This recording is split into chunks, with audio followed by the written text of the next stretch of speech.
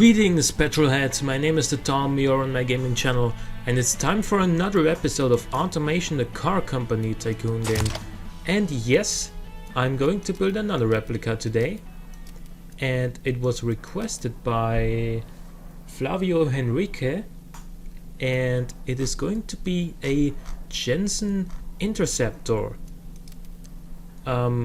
So maybe, do we actually have...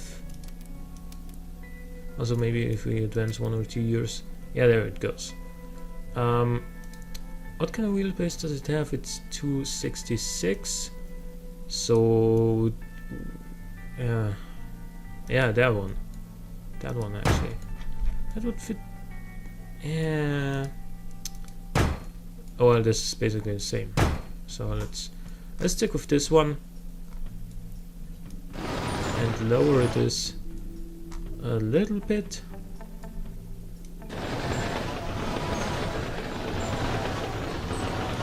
And wait a minute, what do we want to change about this front here? We do not want to change all that much. We can make this front window a little bit steeper, and this one a little bit less so.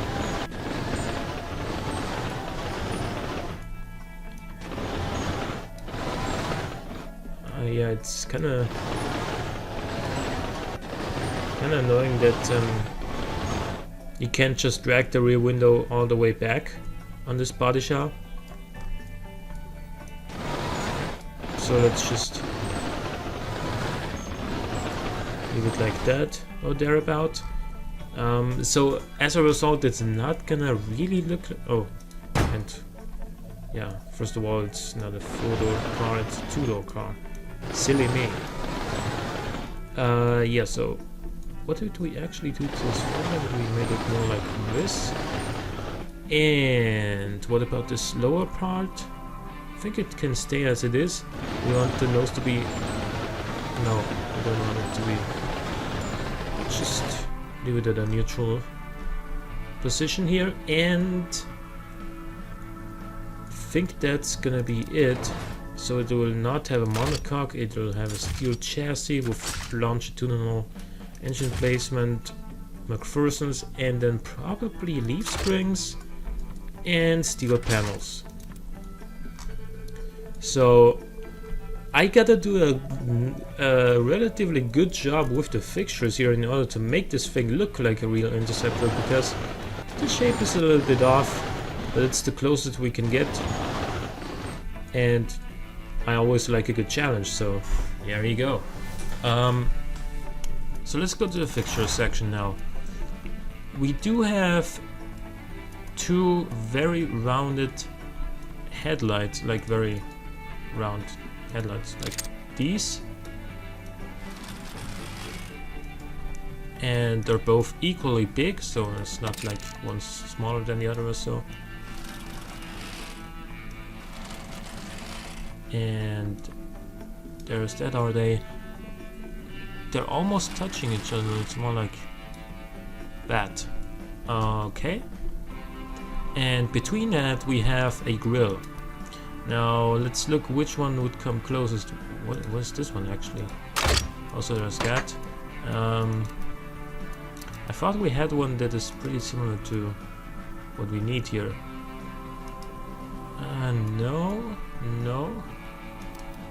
No. I thought we had one. Well, this? Maybe? No, this is a Mercedes grille from a 90s Mercedes and so on.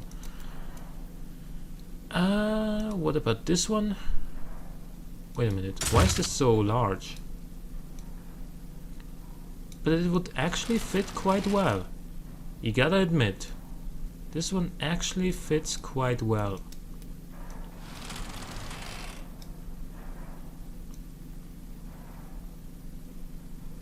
So drag it across like so, I think. And no. Just leave it at this stage, and maybe we want to drag another grill across this whole section. But I was thinking more of something like this, maybe? Is that the one I'm looking for? No, it is. Even though we can use this instead of the one we have here.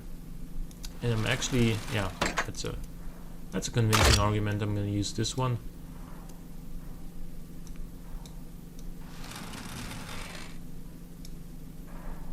And it is just as tall as the headlights are,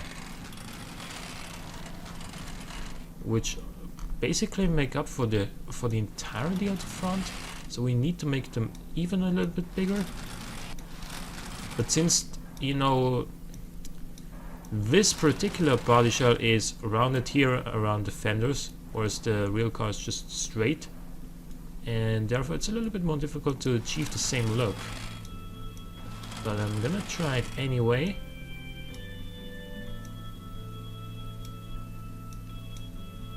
Let's do it like that.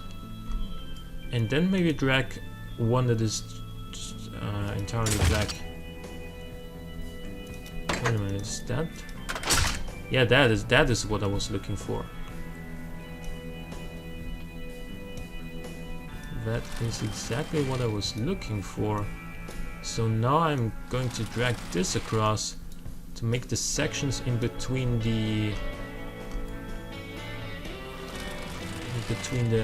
headlights also black.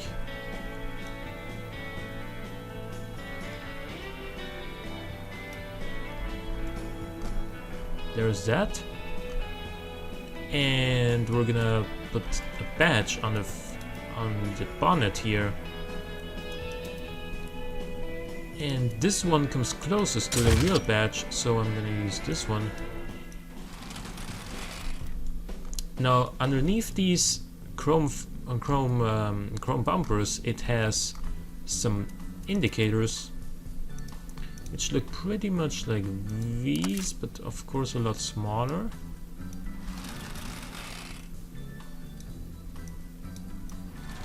They go like here.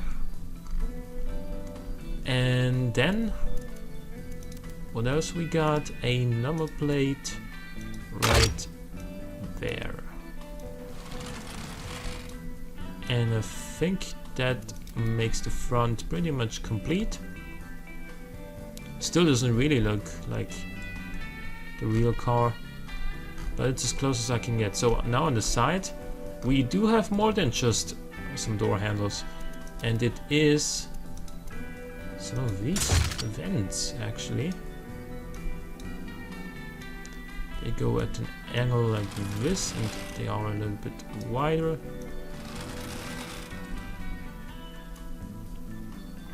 Wait, give me another decent picture of it. There we go. So they are about this long. And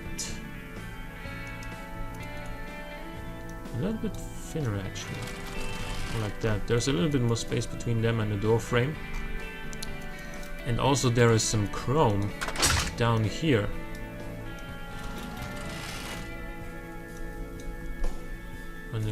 Running along the sides.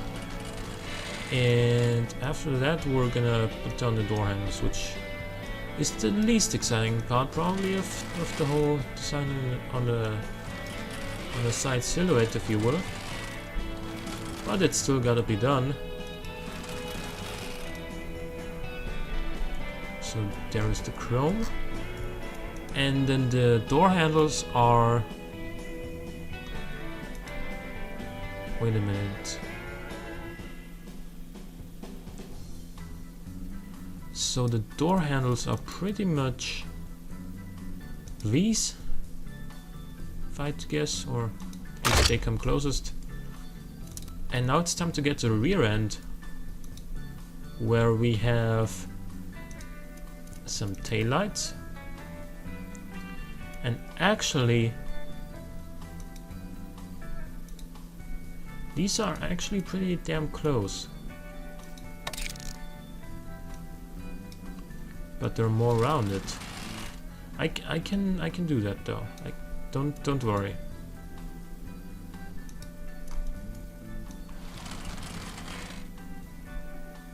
Are they really this big? No, they're smaller.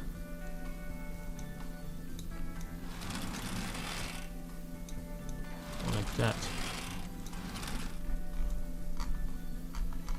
So the way we're gonna round those things up is, I see. We can do it another way than I would have done it, which may actually be even easier, by taking this fixture right here, turning it upside down because I think that's more like it, and then dragging it across in such a way that we will override the indicator part of these taillights just ever so slightly, but that won't really help us. Alrighty then.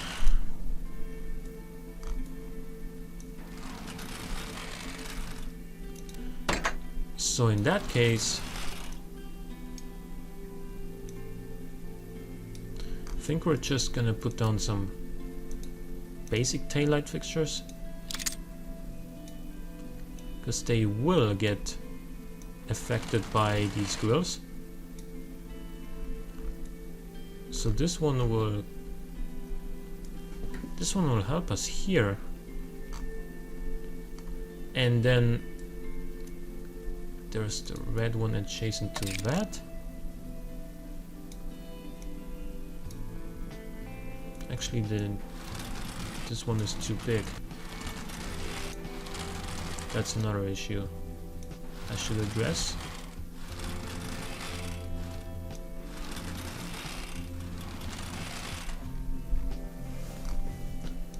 Then this goes like right here. Make sure it's the same height. And then a white one.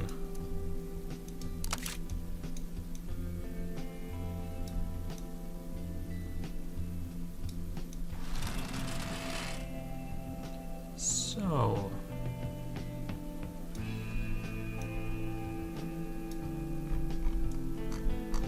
there is that. Actually, this whole arrangement is too big. Yeah, it's quite a lot too big actually. So for that reason, I'm gonna decrease the size of all of these fixtures.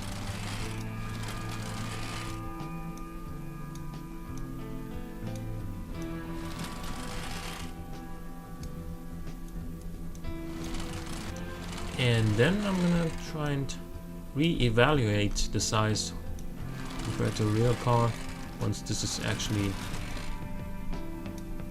done with the positioning. So this needs to be smaller as well as a result. Like that. This looks, yeah, this looks realistic. Good. Actually, I'm gonna flip this around again. So because now I feel like this is more like the real one.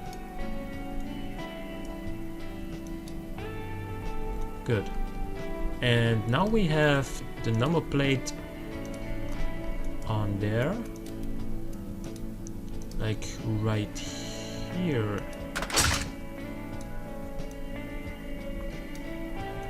And between the taillight arrangement and the number plate we have presumably some braking lights.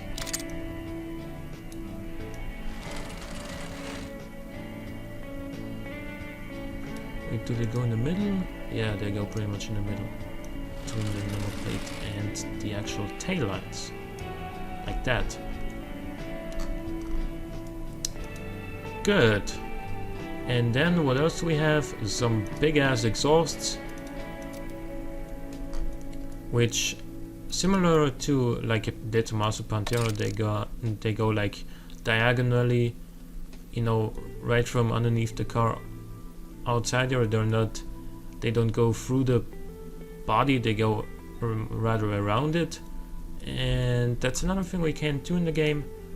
So I'm gonna be content with what I got. Let's just figure out the exact positioning, and that is more like here. Okay, and then there's that, and this is of course the 1974 Jensen Interceptor. It is rear-wheel drive. Blue doesn't suit it that badly, I have to admit. It looks kinda good in this blue. And I think I'm actually gonna keep it this way. Or should we go for a little bit of a darker blue?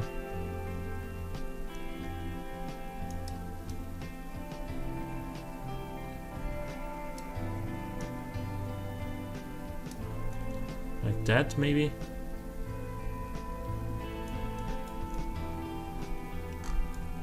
Yeah. Good.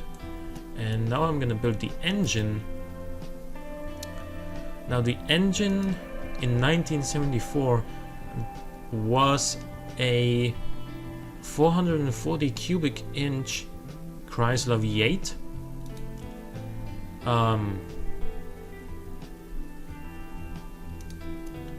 So it was obviously a V8, cast iron. The bore is 110 millimeters, which is, you know, really big. But then again, so is the engine bay of this car, so...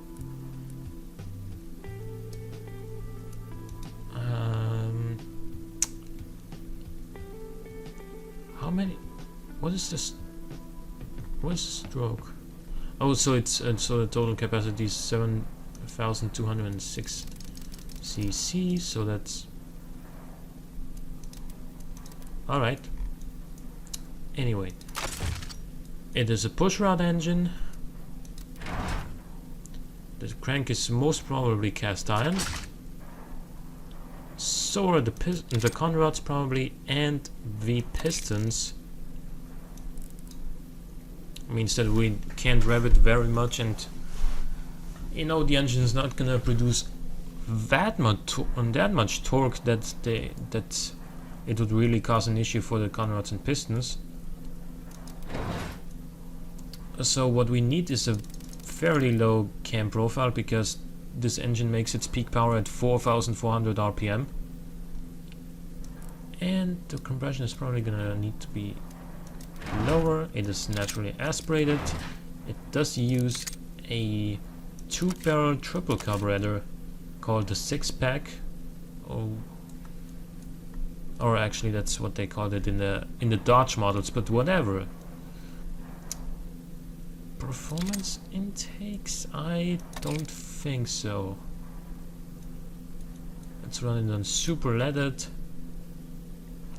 and probably 80, more like 75 ignition timing, and the RPM limit will be 5,000 RPM or even lower. Long turbo exhaust, because we want all the sound in the world. 2 straight from mufflers. 315 horsepower is how much? We need 335.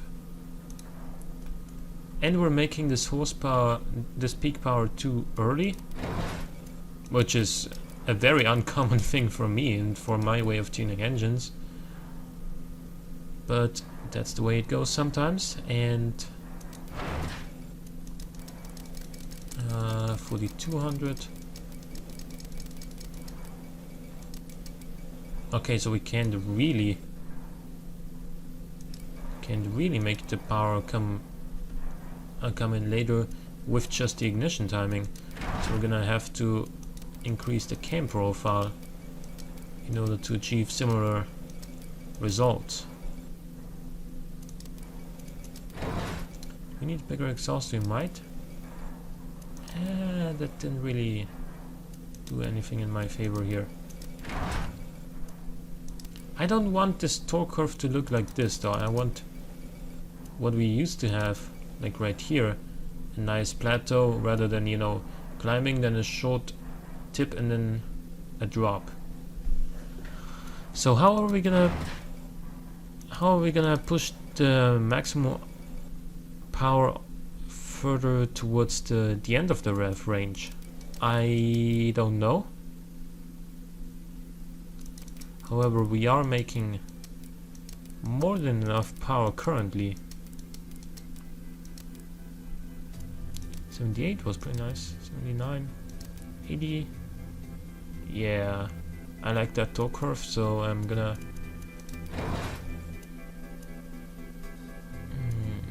lower this just a little bit more.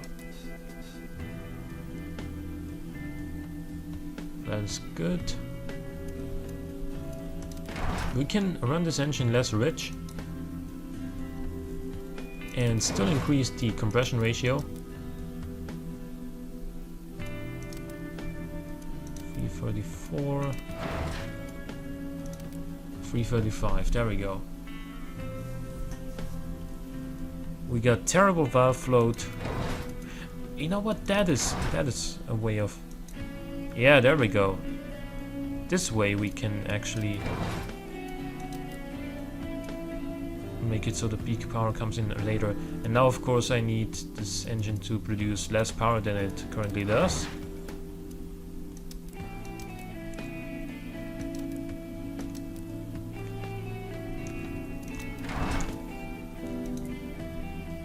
.330, that's a little bit insufficient.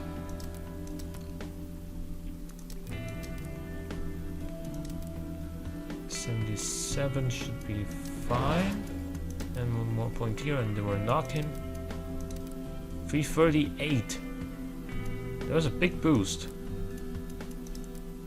333.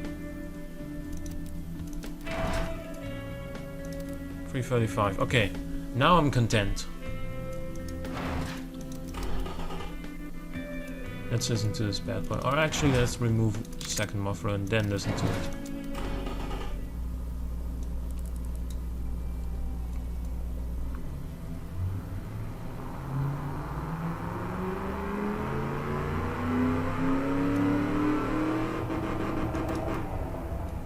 Nice. So it had... Alright, so it had a 4-speed manual or a 3-speed automatic, but I just prefer a manual, so there you go on that one. And this is the 440 Mark III 440 engine. The engine family is the Replica engine, and this is called the TNT V8. I'll just call it 440 cubic inches. So the top speed was probably more than 212. Americans used to build like really fast cars in the 60s and early 70s, like for example the Plymouth Superbird. It reached more than 300 kilometers an hour, and you know, the first European car to reach those sort of speeds reliably was, I think, the 288 GTO Ferrari, and that came way later.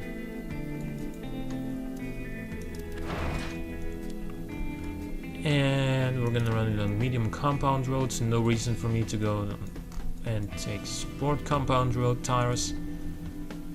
It weighed about 3,500 pounds. That's almost 1.6 tons. So I should keep that in mind when I select what interior I like, when I consider what kind of interior I give it. I'm gonna run 13-inch frames because I need wider rear tires. There's no way around it. Oh, actually, we might be able to go 14s, and we can still increase the rear tire width, and that's 235s is not unrealistic, I think, for 1974. Probably a pretty common brake setup was like a 2-piston solid disc, or even a 1-piston solid disc in the front, and then drum brakes in the rear. That's also how my Mark III Golf TDI still has it. And it was built in 1996, so there you go on that one. We need significantly less cooling airflow.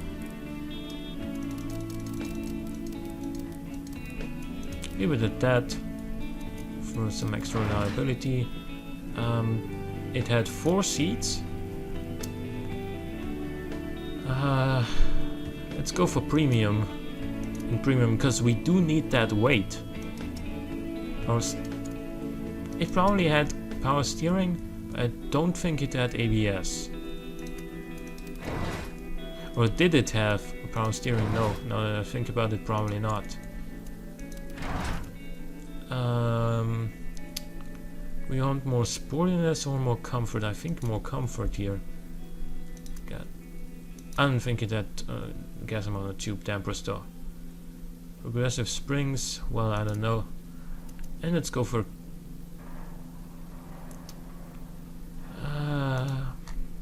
wait a minute. It is a sporting GT class car, so my thinking is that I'm gonna use a sport preset and then raise the ride height. And we're about 200 kilograms shy of where we should be. And the acceleration is not that impressive, all things considered.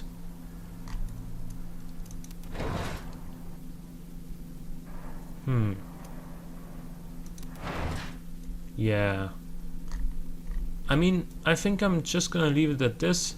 I hope you guys enjoyed the episode. If you did, please click the like button, it helps out a great deal. Subscribe if you want to see more in the future, but for now, thanks for watching, and I'll see you next time.